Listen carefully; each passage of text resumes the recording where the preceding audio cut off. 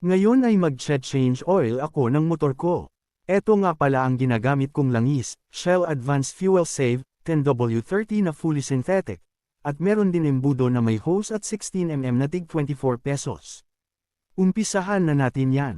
Dito nga ay niluwagan ko muna ang dipstick para may pasukan ng hangin pag nag-fill na ako, at hindi na sumugap ang langis palabas. Nice.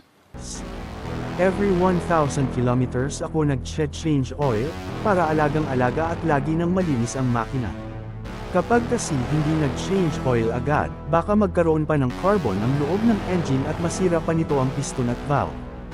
Dahilan din yun ng pag-usok ng tambucho. Proper maintenance lang naman ang kailangan para tumagal ang motor, kaya wag puro gamit or puro linis, i-change oil mo rin. Wala akong air compressor, kaya hindi ko mabugan ang oil filter, kaya pinunasan ko na lang ito ng malinis na basahan, ganun din ang drain plug or drain cap.